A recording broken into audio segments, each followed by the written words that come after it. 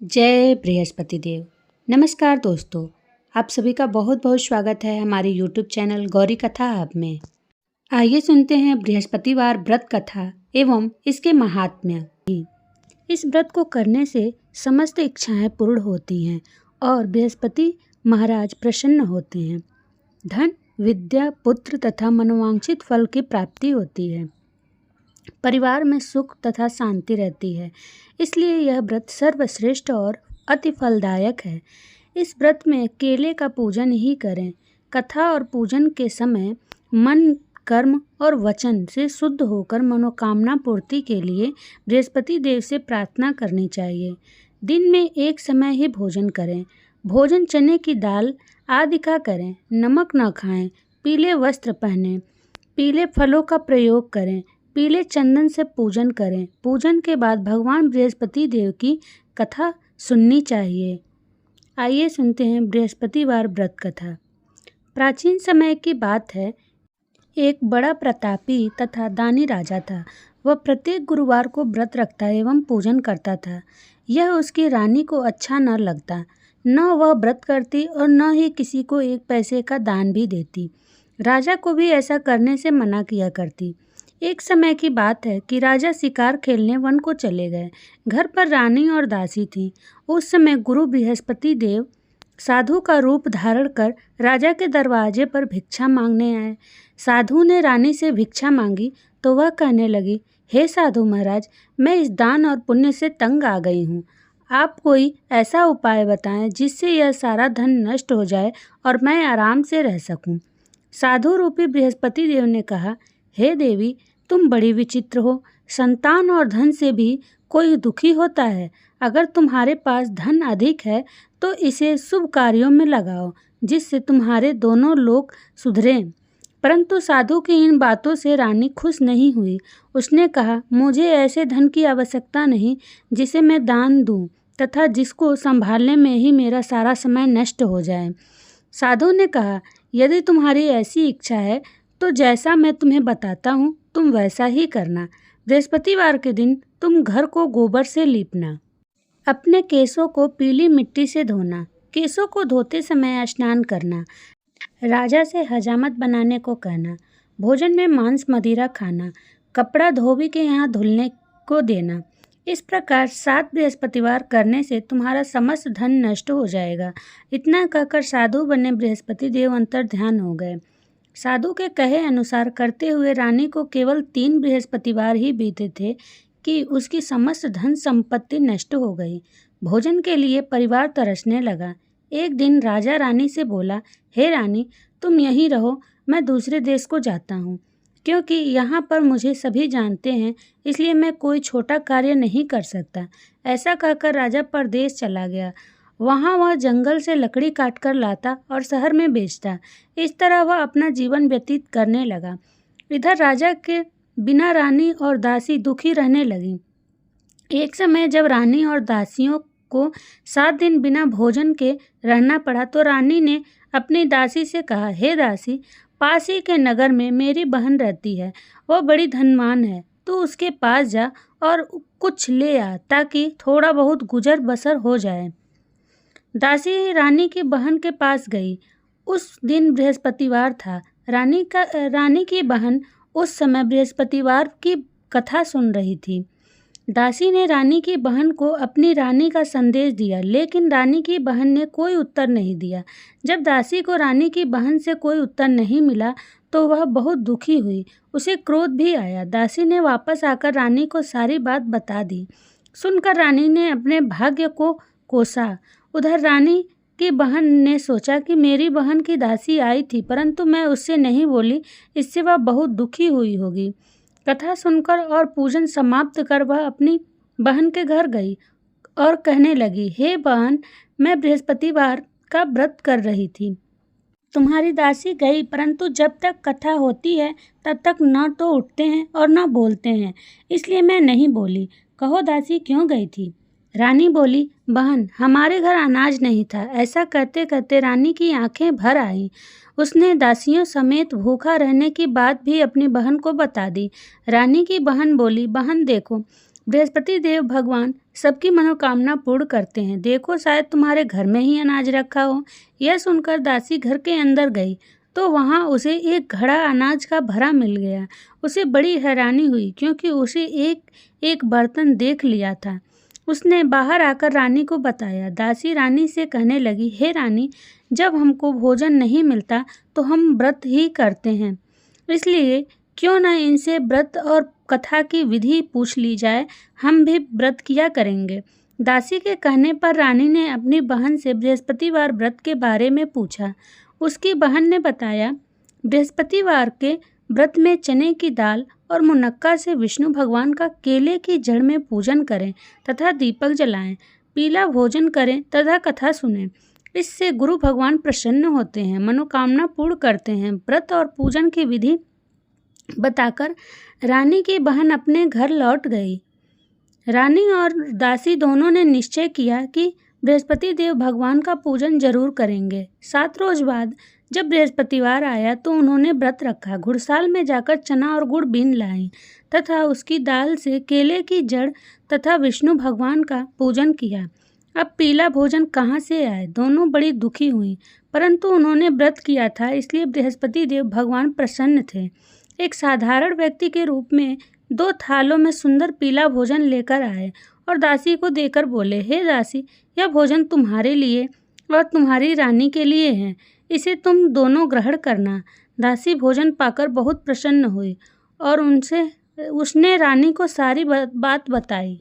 उसके बाद से वे प्रत्येक बृहस्पतिवार को गुरु भगवान का व्रत और पूजन करने लगी। बृहस्पति भगवान की कृपा से उनके पास धन हो गया, परंतु रानी फिर पहले की तरह आलस्य करने लगी।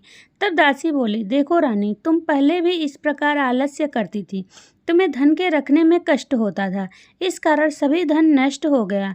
अब गुरु भगवान की कृपा से धन मिला है तो फिर तुम्हें आलस्य होता है। बड़ी मुसीबतों के बाद हमने यह धन पाया है, इसलिए हमें दान पुण्य करना चाहिए।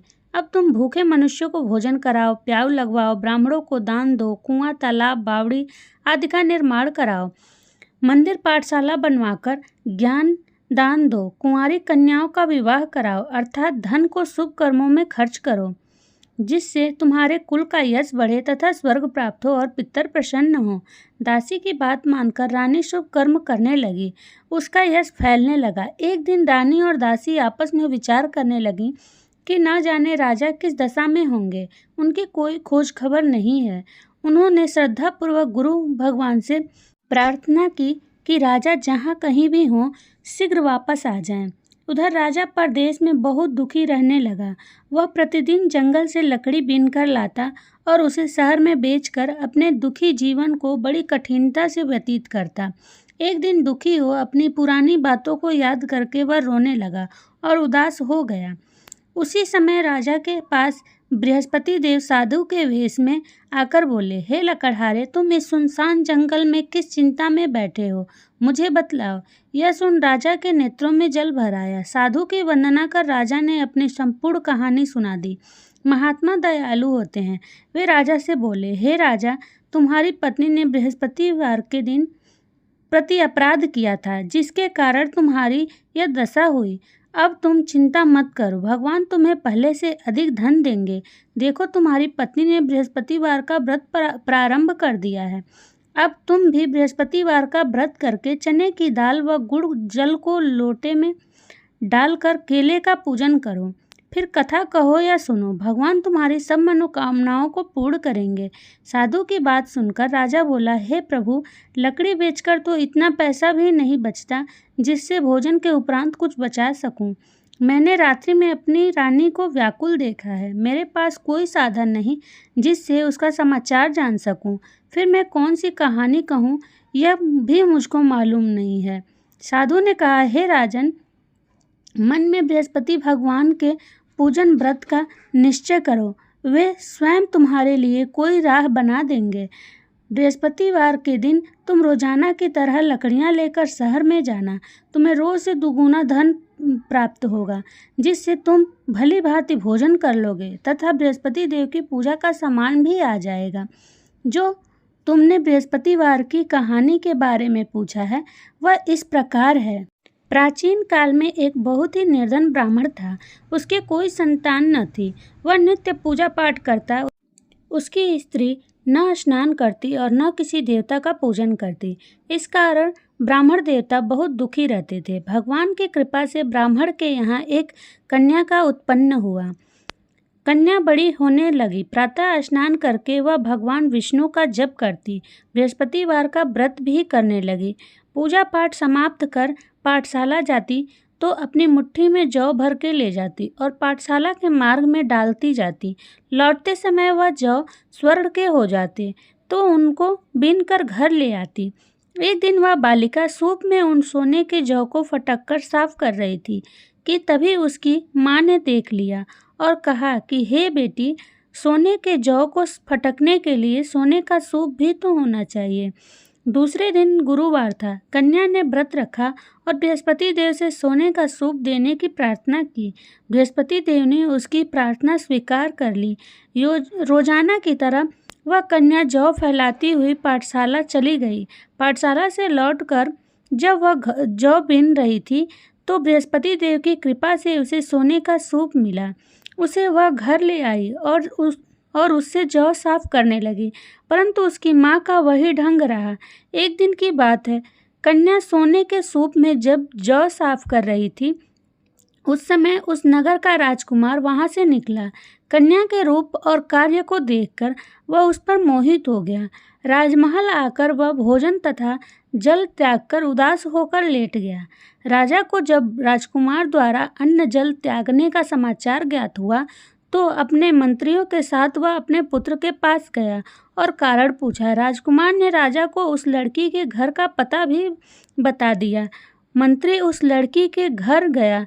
मंत्री ने ब्राह्मण के समक्ष राजा की ओर से निवेदन किया। कुछ ही दिन बाद ब्राह्मण की कन्या का विवाह राजकुमार के साथ संपन्न हो गया। कन्या के घर से जाते ही ब्राह्मण के घर में पहले की भांति गरीबी का निवास हो गया।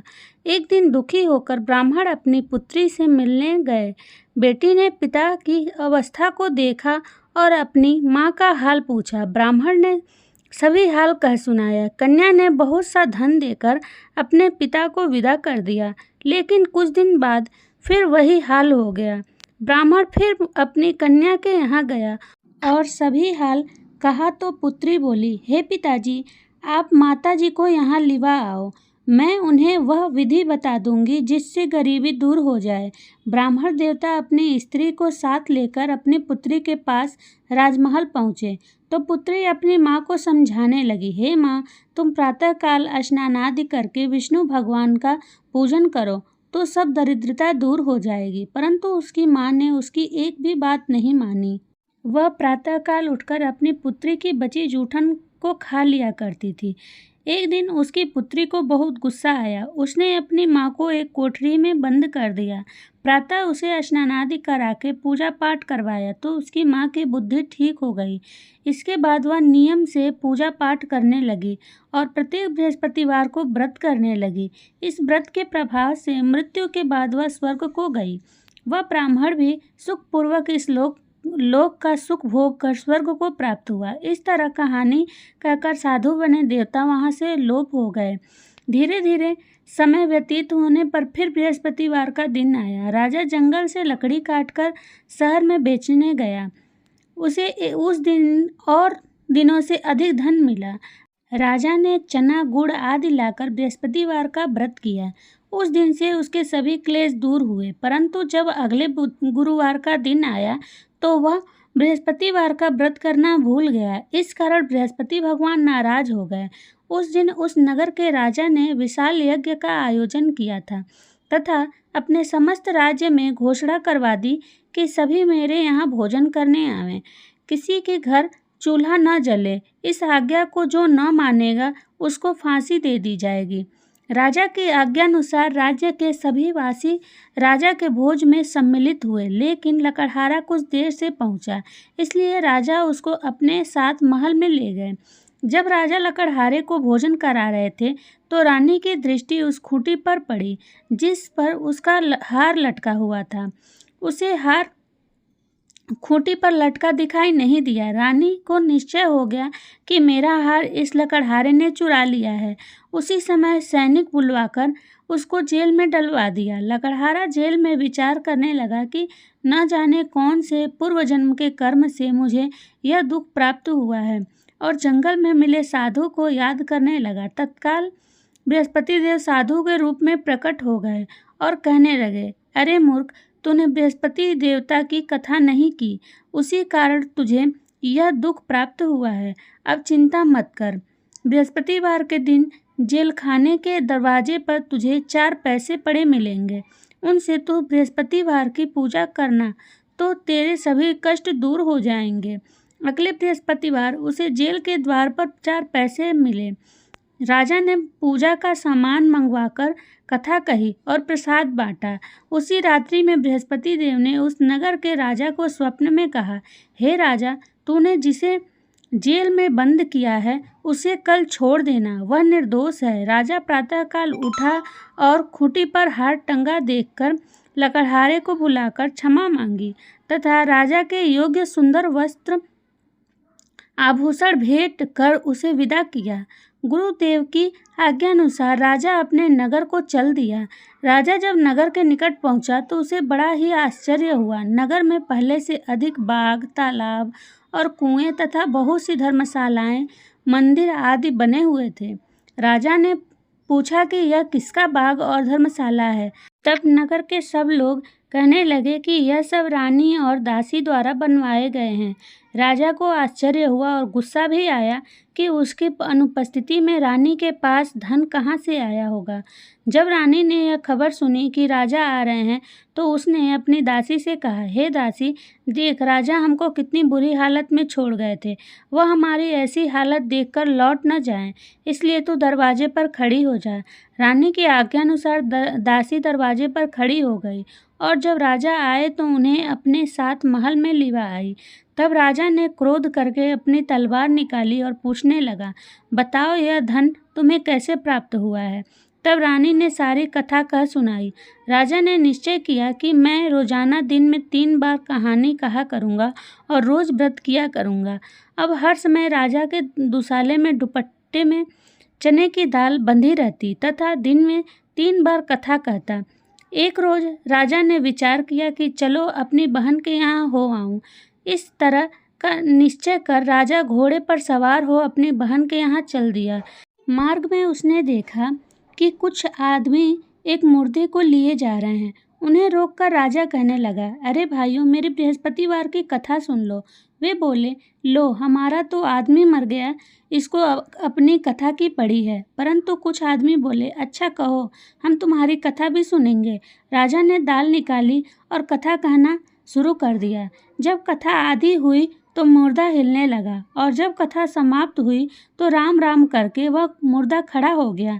राजा आगे बढ़ा। उसे चलते चलते शाम हो गई। आगे मार्ग में उसे एक किसान खेत में हल चलाता मिला। राजा ने उससे कथा सुनने का आग्रह किया, लेकिन वह नहीं माना। राजा आगे चल पड़ा। राजा के हटते ही बैल पछाड़ खाकर गिर गए तथा किसान के पेट में बहुत जोर से दर्द होने लगा। उसी समय किसान की माँ रोटी लेकर आई। उसने जब देखा तो अपने पुत्र से सब हाल पूछा। बेटे ने सभी हाल बता दिया। बुढ़िया दौड़ी दौड़ी उस घुड़सवार के पास पहुंची और उससे बोली, मैं तेरी कथा सुनूंगी, तू अपनी कथा मेरे खेत पर ही चलकर कहना। राजा ने लौटकर बुढ़िया के खेत पर जाकर कथा कही, जिसके सुनते ही बैल खड़े हो गए तथा किसान के पेट का दर्द भी बंद हो गया। राजा अपनी बहन के घर पहुंच गया। बहन ने भाई की खूब मेहमानी की। दूसरे रोज प्रातःकाल राजा जगा तो वह देखने लगा कि सब लोग भोजन कर रहे हैं। राजा ने अपनी बहन से जब पूछा, ऐसा कोई मनुष्य है जिसने भोजन नहीं किया हो, जो मेरी बृहस्पतिवार की कथा सुन ले। बहन बोली, हे भैया, यह देश ऐसा ही है। यहाँ लोग पहले भोजन करते हैं, बाद में कोई अन्य काम करते हैं। फिर वह एक कुम्हार के घर गई, जिसका लड़का बीमार था। उसे मालूम हुआ कि उसके यहाँ 3 दिन से किसी ने भोजन नहीं किया है। रानी ने अपनी भाई की कथा सुनने के लिए कुम्हार से कहा। वह तैयार हो गया। राजा ने जाकर बृहस्पतिवार की कथा कही, जिसको सुनकर उसका लड़का ठीक हो गया। अब तो राजा को प्रशंसा होने लगी। एक दिन राजा ने अपनी बहन से कहा, हे बहन, मैं अब अपने घर जाऊंगा, तुम भी तैयार हो जाओ। राजा की बहन ने अपनी सास से अपने भाई के साथ जाने की आज्ञा मांगी। सास बोली, हाँ चली जा, मगर अपने लड़कों को मत ले जाना, क्योंकि तेरे भाई की कोई संतान नहीं होती। बहन ने अपने भाई से कहा, हे भैया, मैं तो चलूंगी, मगर कोई बालक नहीं जाएगा। अपनी बहन को भी छोड़कर दुखी मन से राजा अपने नगर को लौट आया। राजा ने अपनी रानी से सारी कथा बताई और बिना भोजन किए वह शैया पर लेट गया। रानी बोली, हे प्रभु, बृहस्पति देव ने हमें सब कुछ दिया है, वे संतान भी अवश्य देंगे। उसी रात बृहस्पति देव ने राजा को स्वप्न में कहा, हे राजा, उठ, सभी सोच त्याग दे, तेरी रानी गर्भवती है। राजा को यह जानकर बड़ी खुशी हुई। 9वें महीने रानी के गर्भ से एक सुंदर पुत्र पैदा हुआ। तब राजा बोला, हे रानी, स्त्री बिना भोजन के रह सकती है, परंतु बिना कहे नहीं रह सकती। जब मेरी बहन आए तो तुम उससे कुछ मत कहना। रानी ने हाँ कर दी। जब राजा की बहन ने यह शुभ समाचार सुना तो वह बहुत खुश हुई तथा बधाई लेकर अपने भाई के यहाँ आई। रानी ने तब उसे आने का उलाहना दिया। जब भाई अपने साथ ला रहे थे तब टाल गई, उनके साथ न आई और आज अपने आप ही भागी भागी बिना बुलाए आ गई। तो राजा की बहन बोली, भाई, मैं इस प्रकार न कहती तो तुम्हारे घर औलाद घर से होती। बृहस्पति देव सभी कामनाएं पूर्ण करते हैं। जो सद्भावना पूर्वक बृहस्पतिवार का व्रत करता है एवं कथा पढ़ता है अथवा सुनता है और दूसरों को सुनाता है, बृहस्पति देव उसकी सभी मनोकामनाएं पूर्ण करते हैं, उनकी सदैव रक्षा करते हैं।